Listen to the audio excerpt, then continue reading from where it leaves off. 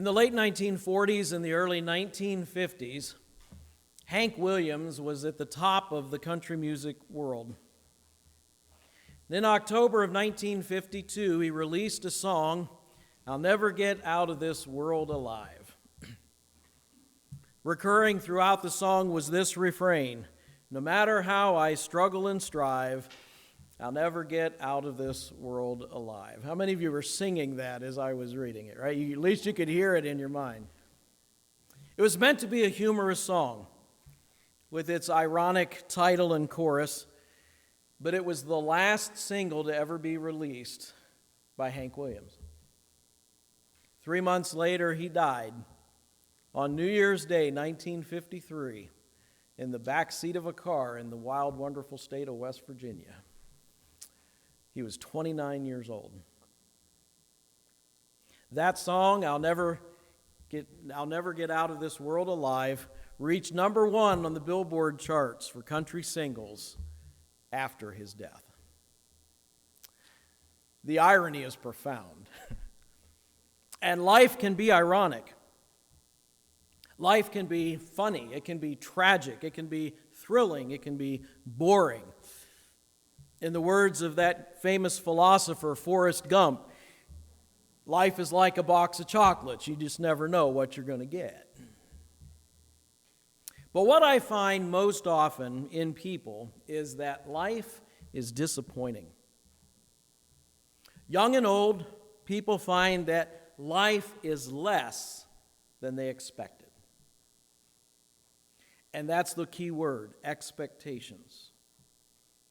Chip Ingram observes, "We have expectations, whether spoken or written, clearly stated or vaguely understood. We all have them, lots of them.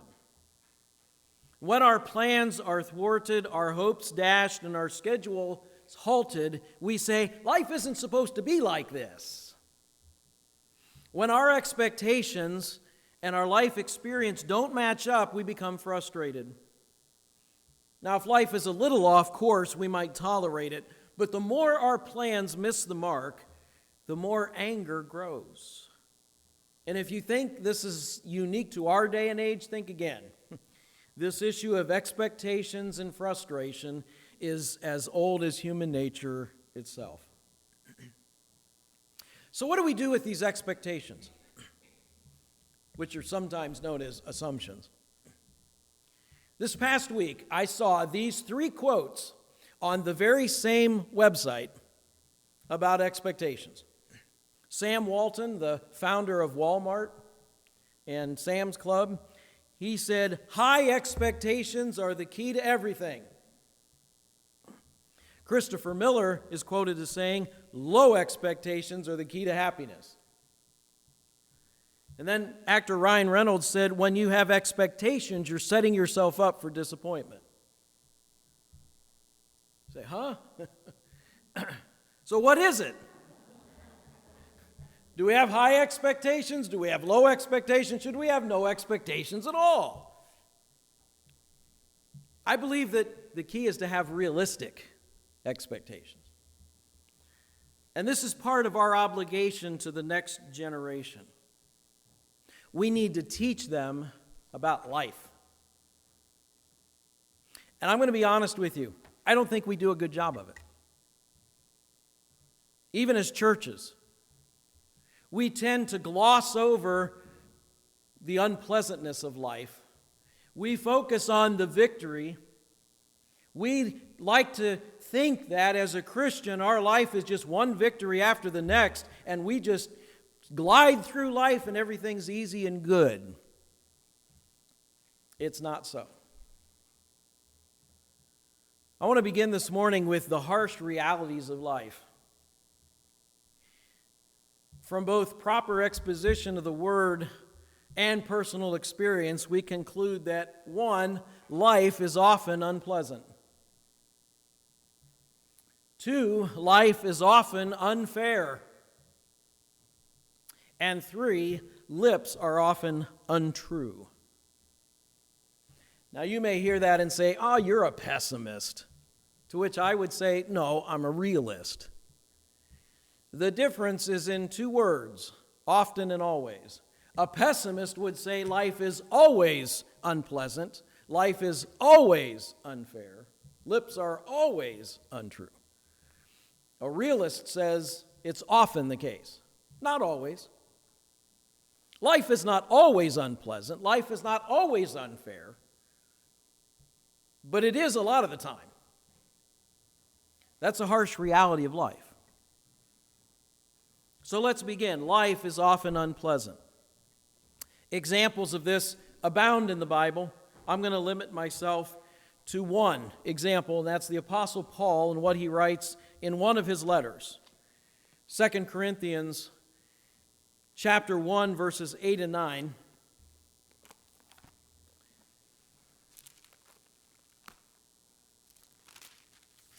Paul writes, "We do not want you to be uninformed, brothers, about the hardships we suffered in the province of Asia. We were under great pressure, far beyond our ability to endure, so that we despaired even of life. Indeed, in our hearts we felt the sentence of death. But this happened that we might not rely on ourselves, but on God who raises the dead."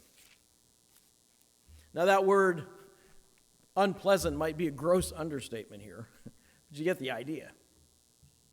Paul says we were under great pressure. Think that word is stress. We were under great stress. And notice the next line, far beyond our ability to endure.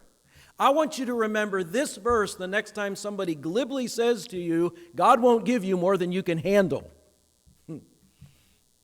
That's not what Paul says. He had more than he could handle.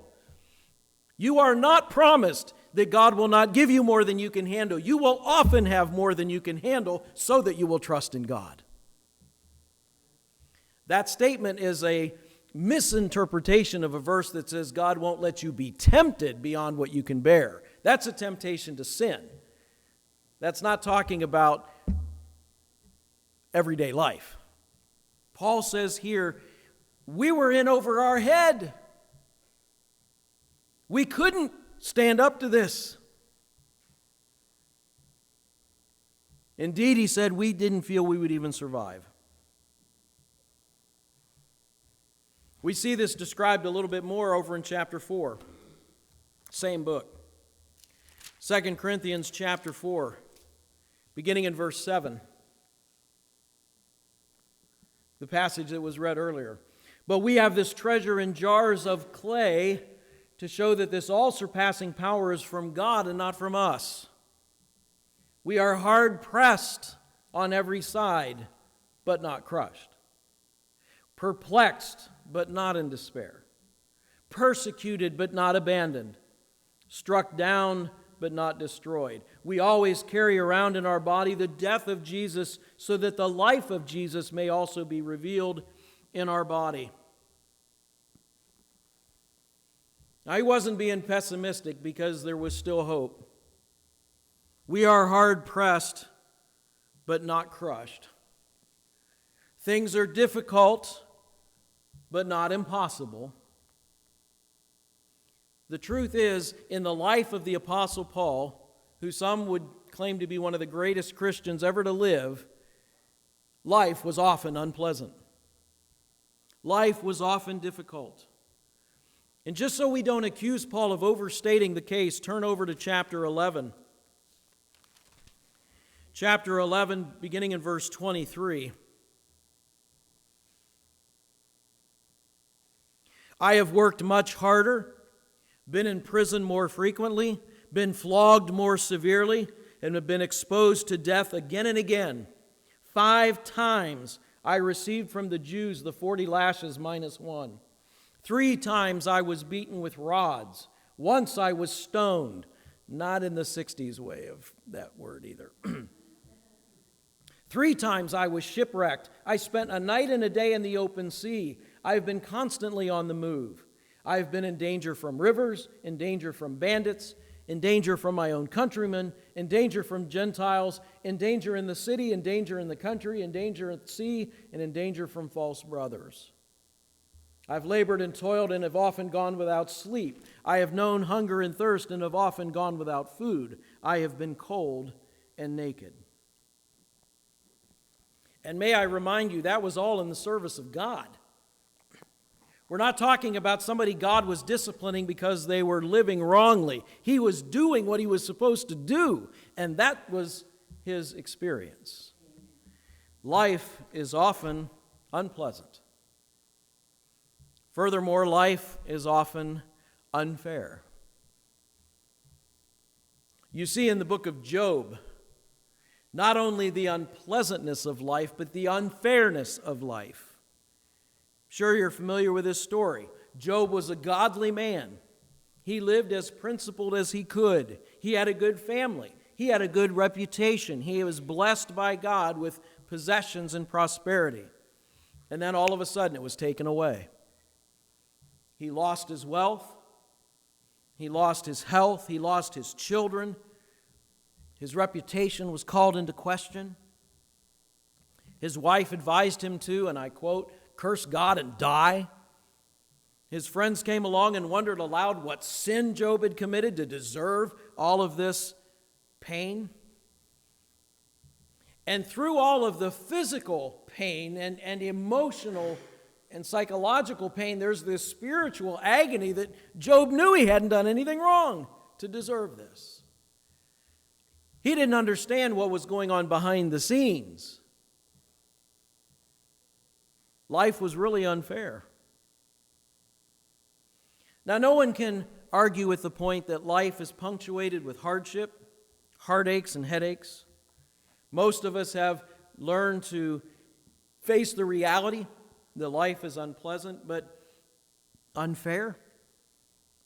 There's just something that kicks in deep down within us, making it almost intolerable for us to accept and cope with what is unfair. Our drive for justice overrides our patience with pain. But the truth is, life is not just unpleasant, it's often unfair.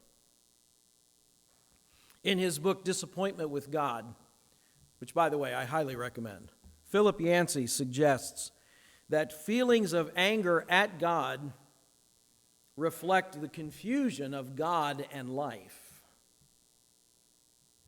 Yes, life is unfair, but then we take that one step further and say God is unfair.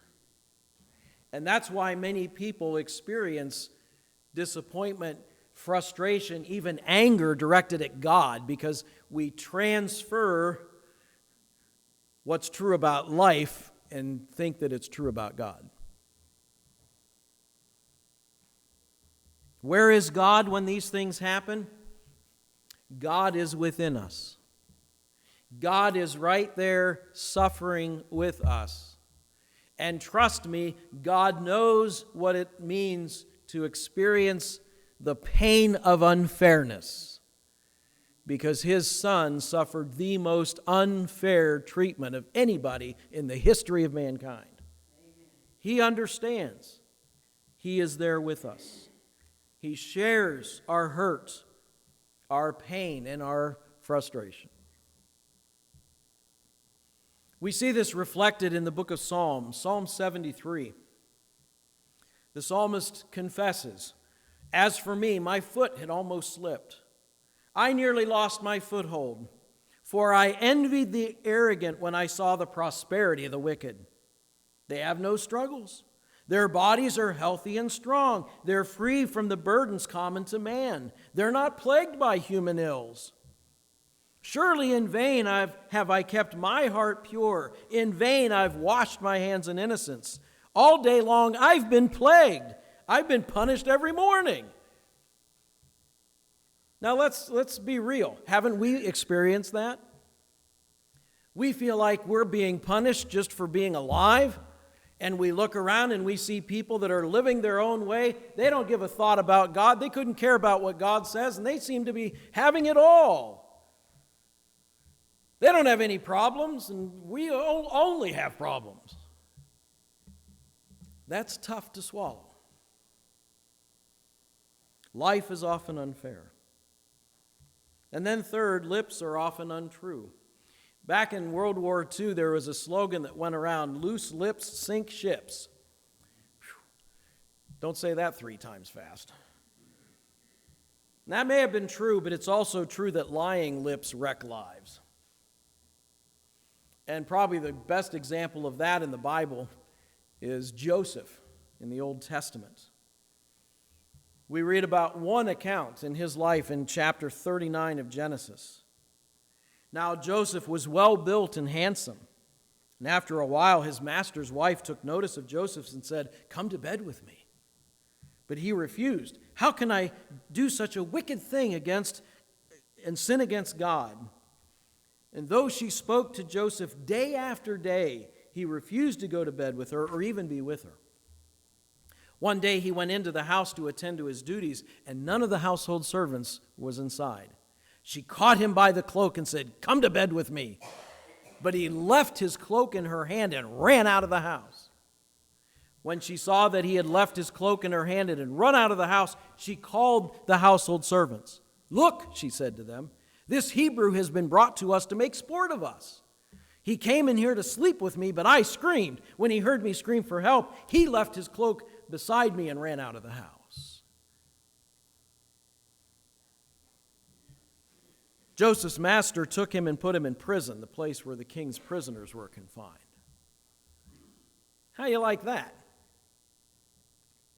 Here is Joseph, a slave in a foreign land. He got there because his brothers sold him. Wasn't that nice? He's done such a good job, his masters promoted him to basically be the chief slave. And his master's wife comes along and says, "Hey, let's have some fun." No one will know. No one will care. It'd have been real easy for Joseph to say, "Yeah, being faithful to God's really got me a lot. Why not?"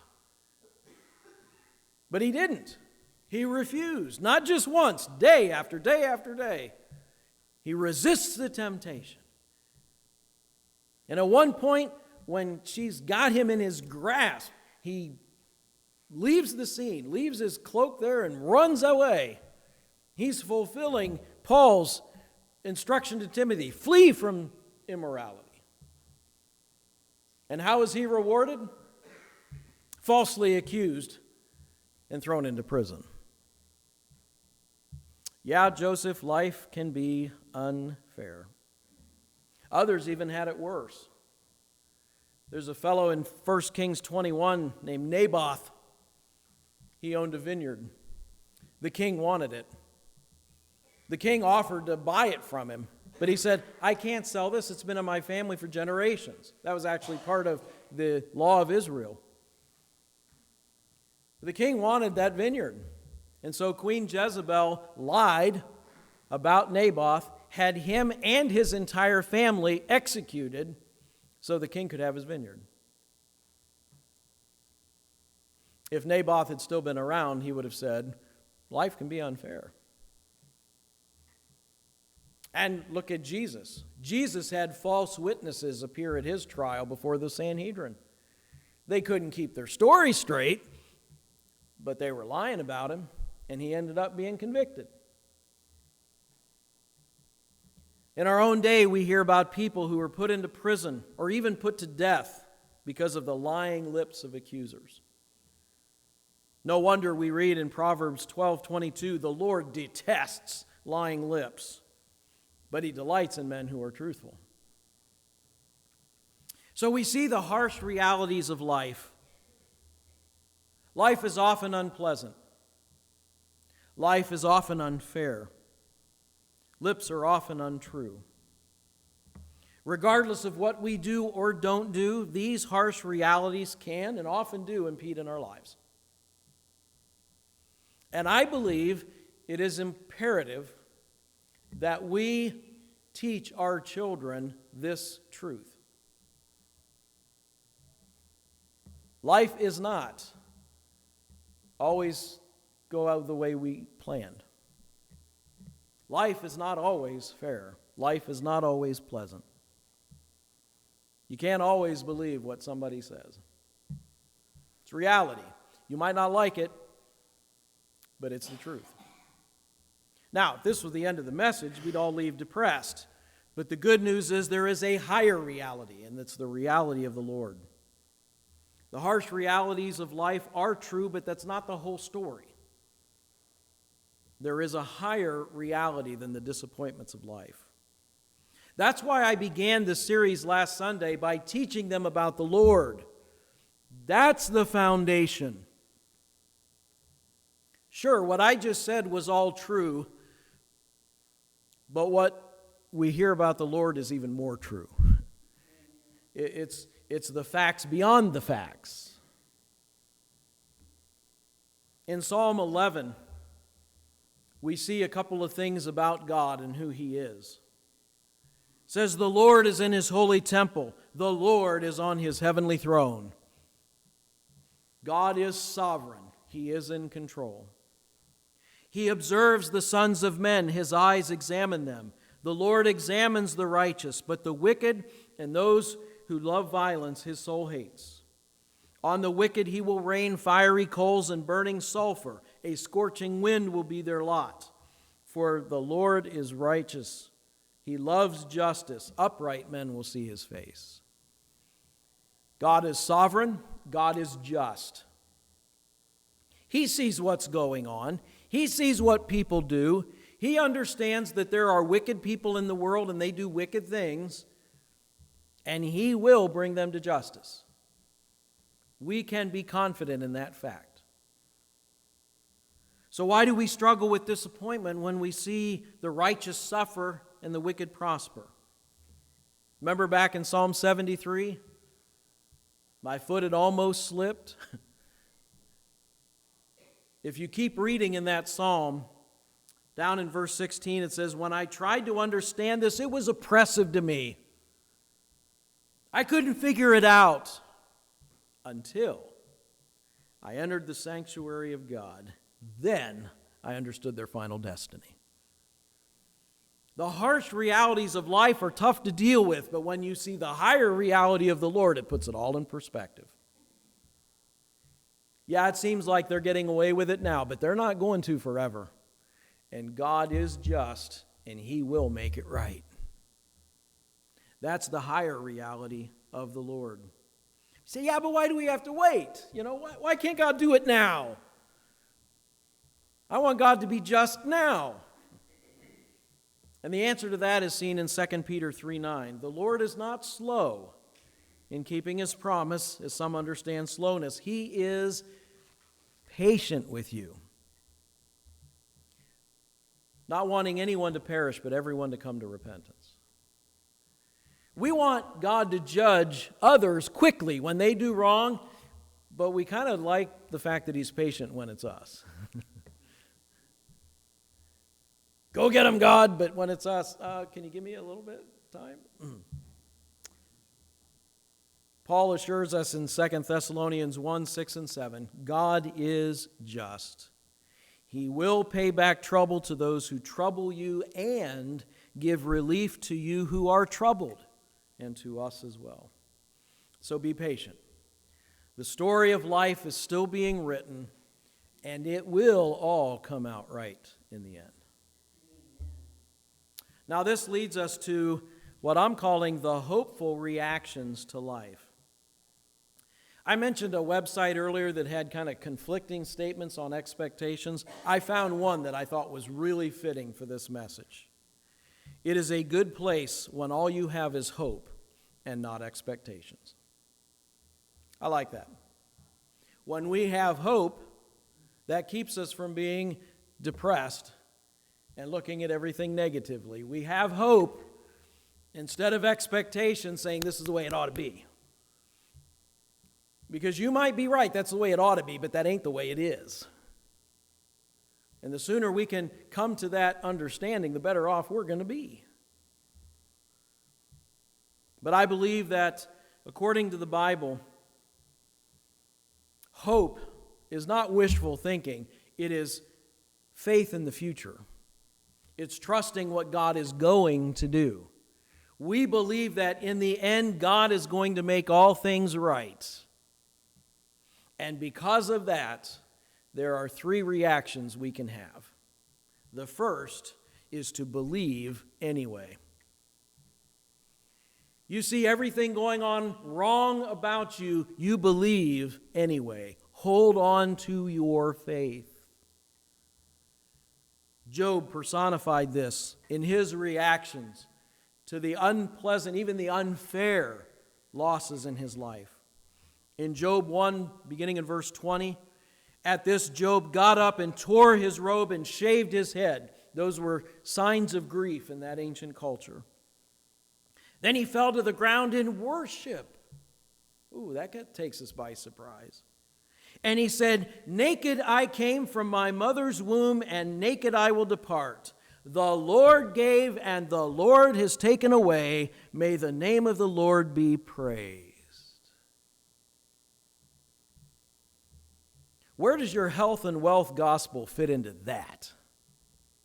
I even heard one televangelist say, well, Job sure wasn't under the Spirit's guidance when he said that. Are you kidding? The next line says, in all this, Job did not sin by charging God with wrongdoing. He believed anyway. And when his wife told him to curse God and die, in the next chapter, Job 2:10 says, Job told her, shall we accept good from God and not trouble? Do we think life is always going to be victorious? We're always going to have what we want. There's never going to be trouble. He believed anyway. Another person that did this, one of my favorites in all the scriptures, the prophet Habakkuk. I love Habakkuk. He looked around and he said, God, life is unfair. Why don't you do something about it? I mean, how many of us would really have the guts to go to God and say that? And God said, I'm at work. I'd tell you about it, but it'd blow your mind. Habakkuk said, try me. So God said, okay, this is what I'm doing. Blew his mind. But in the end, at the end of his book, Habakkuk makes one of the greatest statements of faith ever recorded. Chapter 3, verse 17. Though the fig tree does not bud, and there are no grapes on the vines, though the olive crop fails, and the fields produce no food, though there are no sheep in the pen, and no cattle in the stalls, meaning, I got nothing. Everything looks bad. Yet, I will rejoice in the Lord. I will be joyful in God my Savior. That's what it means to believe anyway. Even if things don't go the way I expected, the way I wanted it to go, the way I thought it should be, I believe anyway. That's faith, folks. That's what we're called to do. The second hopeful reaction is to behave anyway. Now, you might be surprised at the example I give you. It comes from Genesis chapter 4, the story of Cain and Abel. Again, you're probably familiar with that story. Adam and Eve had taught their sons the importance of sacrifice to God, part of worship. Cain made a sacrifice, Abel made a sacrifice. God accepted Abel's, he did not accept Cain's. Most scholars and preachers, debate about why God didn't accept Cain. I want to focus on what God said to Cain. In verse 6, why are you angry? Why is your face downcast? Which was the Old Testament way of saying, why are you depressed? If you do what is right, will you not be accepted? Now, it's really easy to skip over that line because we're so familiar with the next. But if you do not do what is right, sin is crouching at your door. It desires to have you, but you must master it. And we know what happened. We know Cain did not do the right thing. He went out and murdered his brother. But don't lose what God said there. You're upset, Cain. You think I'm being unfair. You think that life isn't treating you right. Well, if you do the right thing, you will be rewarded. So when you think life is unfair and life is unpleasant and people are untrue, Behave anyway. Do the right thing anyway. Why? Because God is just. And God sees it. And God will reward your obedience. He will punish disobedience. One author summarizes God's statement in these words: life isn't fair. Get over it. I think we need to teach our children that. Life isn't fair. Get used to it and get over it. We have produced the weakest generation of people who have trauma with a hangnail because they expect everything to be handed to them. They expect everything to go exactly the way they think it should go, and when they can't handle it. Why? Because we have failed to pass on to the next generation that you're not entitled to anything. Life is not easy. Life is not fair. Get over it and do the right thing anyway. I remember when I was in Bible college, our president of the college was still a relatively young man. He had young children still at home. And he shared something with them that has always stuck with me. I'm sure any of you that have had kids, you'll understand this. When the kids get to that age that when you tell them to do something, they say, why? Right? What's our number one answer? Because I said so, right? Okay. He had a different reaction, and I thought it was really good. He would tell his child, you go and do what I'm telling you to do, come back and I'll explain it. Oh, that's good. You do what I'm telling you, you obey, and you'll get your explanation.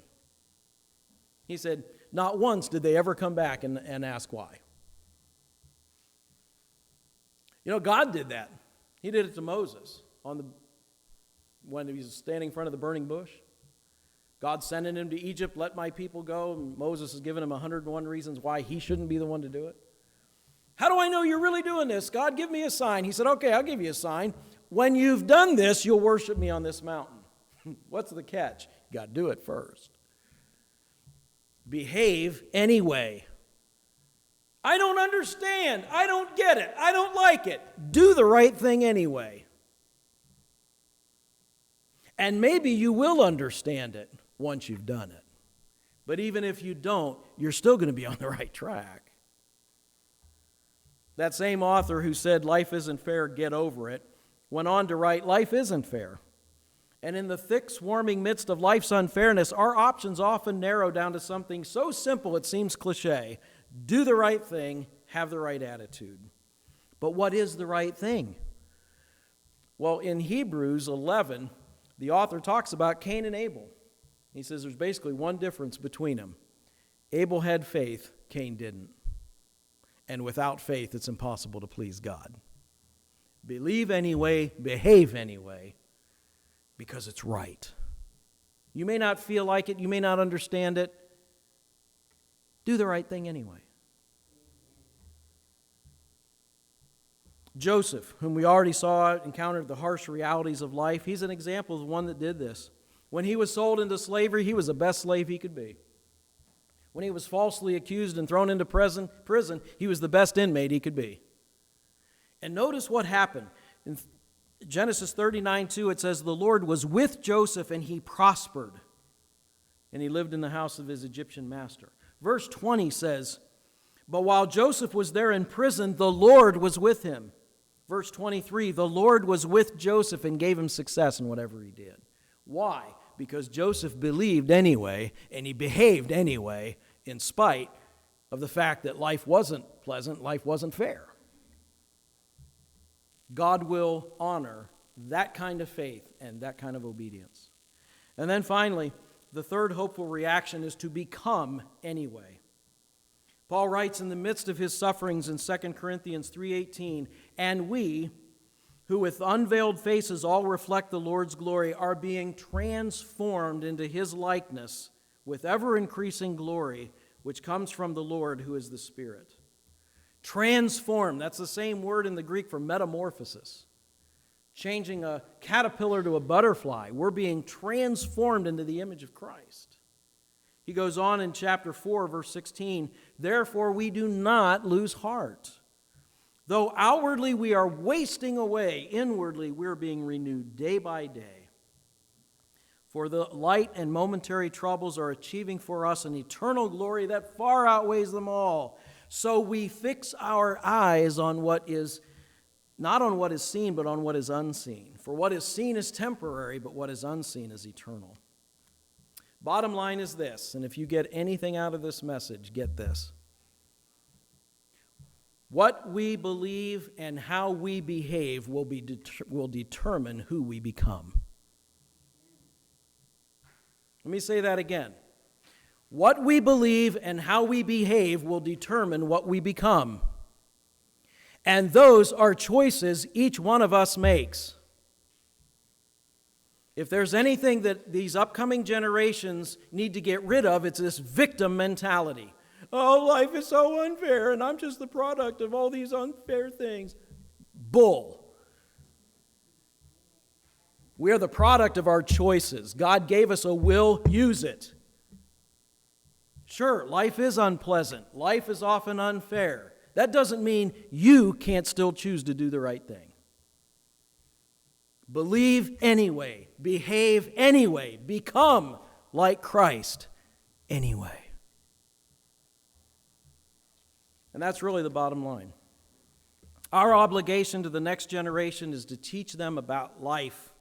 We need to teach the upcoming generations to temper their expectations, not to believe the lie that they're entitled to whatever they want without having to work for it. And we'll get to that in a later message. That everything in life is pleasant and fair. The harsh realities of life is that life is often unpleasant. It's often unfair. Lips are often untrue. We need to prepare our young people for this. Let them know what's really out there so that they're not blindsided and become bitter. The higher reality, though, is that God is sovereign. He is just. He is loving and merciful. He often delays His justice to give others a chance to receive His grace and mercy. In the short term, it may look like God is unfair, but in reality, He's ultimately just. We may have to wait for it, but it will happen. And the hopeful reactions in the face of these realities, we are to believe anyway, we are to behave anyway, we are to become anyway. Instead of allowing the world to squeeze us into its mold, being conformed to their way of thinking and behaving, we need to be transformed by the renewing of our minds through the power of the Holy Spirit. It's not going to make life more pleasant or even fair, but it's going to give us the strength and the hope to get through to the other side. Life isn't fair, but for those who live by faith, we can say it is well with our souls.